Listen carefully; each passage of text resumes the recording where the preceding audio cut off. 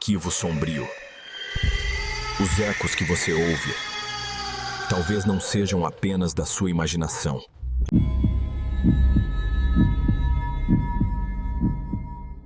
Você já sentiu o gosto de algo que parecia impossível de esquecer? O que eu vou contar aconteceu comigo há 3 semanas, numa noite chuvosa de quinta-feira. Envolve um doce da minha infância, que reapareceu depois de 27 anos. Exatamente igual, vendido pelo mesmo homem que deveria estar morto. O morango do amor não é apenas um doce, é uma armadilha, e eu descobri isso tarde demais. Antes de continuar, um aviso do Arquivo Sombrio. Esta história contém revelações sobre pactos que talvez você prefira nunca conhecer.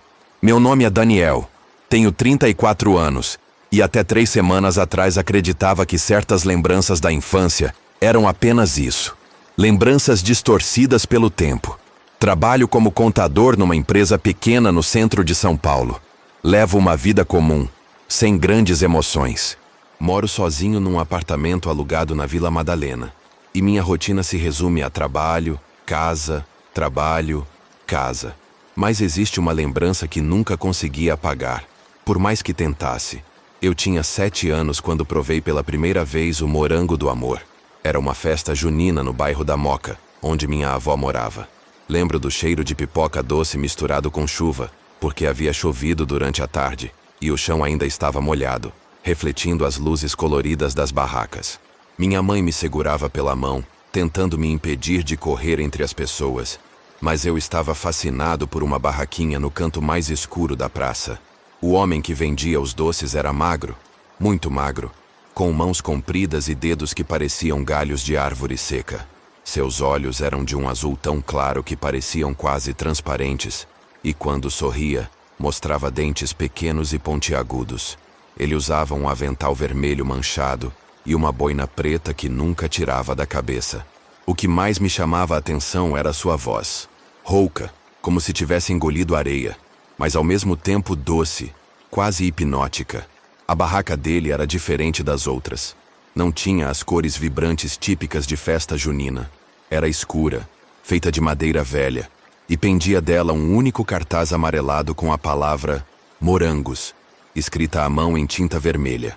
Não havia outros doces visíveis, apenas potes de vidro cheios de um líquido vermelho espesso, dentro do qual flutuavam formas arredondadas que se moviam lentamente, como se estivessem vivas.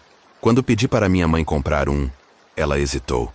Disse que nunca havia visto aquela barraca antes, que parecia estranha, mas eu implorei tanto que ela acabou cedendo.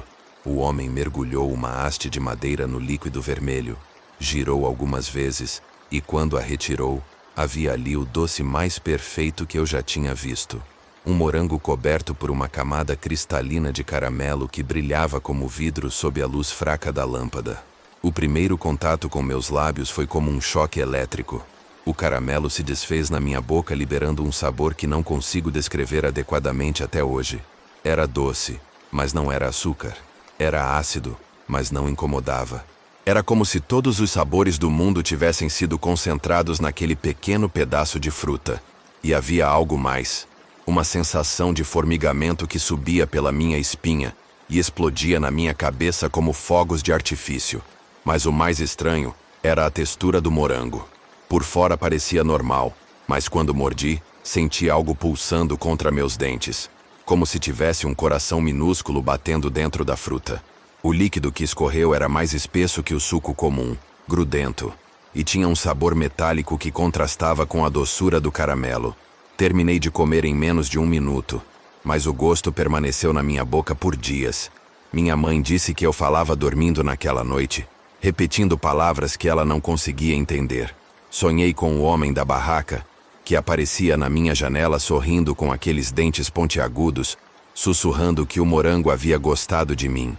Voltamos à festa no dia seguinte, mas a barraca não estava mais lá.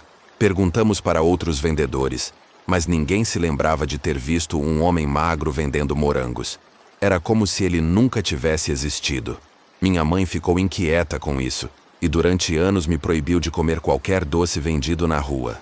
A lembrança ficou comigo, vivida e intacta, mesmo depois que minha avó morreu e paramos de frequentar a Moca. Durante a adolescência tentei encontrar algo parecido em feiras, festas, docerias, mas nunca consegui. O sabor do morango do amor permanecia único na minha memória, como uma música que você escuta uma vez e nunca mais consegue tirar da cabeça. Você consegue imaginar como é carregar por 27 anos o gosto de algo que talvez nunca tenha existido realmente? 3 semanas atrás, numa quinta-feira chuvosa, eu voltava do trabalho mais tarde que o habitual. Havia ficado até às 21 horas terminando um relatório fiscal que precisava ser entregue na sexta-feira. As ruas estavam desertas por causa da chuva forte, e eu caminhava apressado em direção ao metrô, quando vi uma luz fraca numa viela que nunca havia notado antes. Curiosidade sempre foi minha fraqueza. Em vez de continuar direto para casa, resolvi investigar. A viela era estreita, espremida entre 2 prédios comerciais antigos, e no final havia uma pequena feira noturna com apenas 3 ou 4 barracas. O cheiro que vinha de lá era familiar, muito familiar. Pipoca doce misturada com chuva. Meu coração disparou. Não podia ser coincidência. Caminhei devagar pela viela, observando as barracas. Vendiam coisas comuns: lanches, bebidas, doces industrializados. Mas no final, encostada na parede de tijolos escuros, havia uma barraca que me fez parar de respirar. Era exatamente igual àquela da minha infância. Madeira velha, pintura descascada e o mesmo cartaz amarelado com a palavra Morangos, escrita em tinta vermelha. Atrás do balcão estava ele, o mesmo homem, exatamente o mesmo. Não parecia ter envelhecido um dia sequer. A mesma magreza extrema, as mesmas mãos longas, os mesmos olhos azuis transparentes. Usava o mesmo avental vermelho manchado e a mesma boina preta. Quando me viu se aproximando, sorriu com aqueles dentes pequenos e pontiagudos. Tentei encontrar uma explicação lógica. Talvez fosse filho do vendedor original, ou neto. Famílias às vezes se parecem muito, mas no fundo eu sabia que estava mentindo para mim mesmo. Era impossível, mas era a mesma pessoa. Ele me reconheceu também. Seus olhos se iluminaram com uma satisfação perturbadora. Boa noite, Daniel. Estava esperando você voltar. Meu sangue gelou. Como ele sabia meu nome?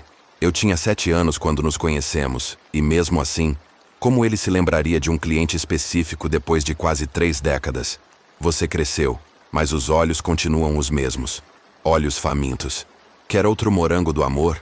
Sua voz era exatamente igual, rouca como areia, mas hipnoticamente doce.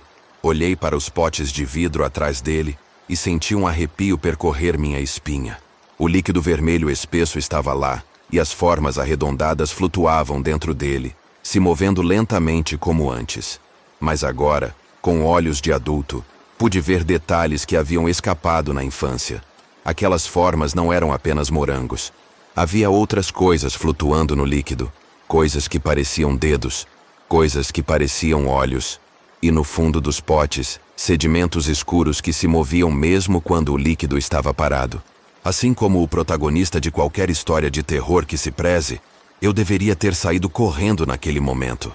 Mas você já sentiu uma compulsão tão forte que anula completamente sua capacidade de raciocínio? O cheiro que vinha dos potes era hipnótico. Meu estômago roncou e senti uma fome desesperadora, como se não comesse há dias. Quanto custa? Perguntei, sabendo que não deveria. Para você é de graça. Você já pagou há muito tempo. Não entendi o que ele quis dizer, mas assenti quando ele mergulhou a haste de madeira no líquido. O morango que emergiu era ainda mais perfeito que na minha lembrança. O caramelo brilhava como vidro líquido, refletindo a luz fraca da lâmpada única que iluminava a barraca. Mas havia algo diferente desta vez. Sob a cobertura transparente, pude ver veias vermelhas percorrendo a superfície do morango, pulsando lentamente como vasos sanguíneos. Quando peguei o doce, senti que estava morno, como se tivesse acabado de sair de dentro de algo vivo. A textura do caramelo era ligeiramente pegajosa e deixou uma sensação oleosa nos meus dedos. Levei até a boca e mordi. O sabor explodiu nos meus sentidos de forma muito mais intensa que na infância. Era como se cada papila gustativa tivesse sido amplificada 10 vezes. Mas junto com o prazer veio algo mais. Imagens. Flashes rápidos e confusos que não consegui processar imediatamente. Vi rostos que não reconheci, lugares que nunca havia visitado e uma sensação de desespero que não era minha. O homem observava minha reação com interesse científico, como um pesquisador estudando um rato de laboratório. Como está o sabor? Melhor que da última vez? Não consegui responder. As imagens se tornaram mais claras. Vi crianças chorando, adultos gritando em silêncio, e sempre aquele líquido vermelho espesso envolvendo tudo. Percebi que não eram apenas visões aleatórias. Eram memórias. Memórias que não eram minhas. O que aconteceria se você descobrisse que aquele sabor inesquecível carregava dentro de si as lembranças de todas as pessoas que já provaram o morango do amor antes de você? A segunda mordida trouxe clareza terrível. As memórias que invadiram minha mente não eram fragmentadas como antes. Eram completas, organizadas, como se alguém estivesse projetando filmes diretamente no meu cérebro. Vi uma menina de cabelos cacheados correndo pela mesma praça onde eu havia provado o doce pela primeira vez. Ela se chamava Marina e tinha 8 anos. Senti sua alegria ao morder o morango e depois seu horror quando percebeu que não conseguia parar de comer. Outras memórias se seguiram. Um homem chamado Roberto, 42 anos, que encontrou a barraca numa feira noturna em 1993. Uma senhora de nome Conceição, que comprou o doce para seu neto e acabou provando um pedaço. Dezenas de pessoas, cada uma com sua história, suas vidas, suas personalidades distintas, mas todas compartilhavam o mesmo destino. Haviam sido absorvidas pelo morango do amor. Compreendi então a natureza do líquido vermelho nos potes. Não era caramelo ou xarope, era essência humana concentrada. Cada pessoa que mordia o doce amaldiçoado tinha sua alma, suas memórias, sua própria existência dissolvida naquele líquido espesso. E eu estava sentindo o gosto de todas elas. O vendedor notou minha revelação e sorriu mais largamente. Agora você entende, Daniel. O morango do amor não é apenas um doce, é um recipiente, um meio de preservar aquilo que seria perdido para sempre. Sua voz soava diferente agora, mais profunda, ecoando como se viesse de um poço muito fundo. Olhei ao redor e percebi que a viela havia mudado. As outras barracas haviam desaparecido, e as paredes dos prédios se estendiam para cima até se perderem na escuridão. Não havia mais céu visível, apenas um vazio negro infinito. Por que está fazendo isso? Consegui perguntar, apesar do terror que me paralisava. Porque alguém precisa lembrar. Vocês vivem, morrem e são esquecidos. Eu preservo suas essências, suas memórias, suas experiências. Dentro do morango, vocês se tornam eternos. Nunca morrem verdadeiramente, nunca são esquecidos. Ele apontou para os potes atrás de si, e agora pude ver claramente o que havia me incomodado antes. As formas que flutuavam no líquido não eram pedaços de frutas. Eram rostos humanos em miniatura, bocas abertas em gritos silenciosos, olhos arregalados de terror. Centenas deles, talvez milhares, presos para sempre naquela existência líquida e consciente. A terceira mordida veio por reflexo.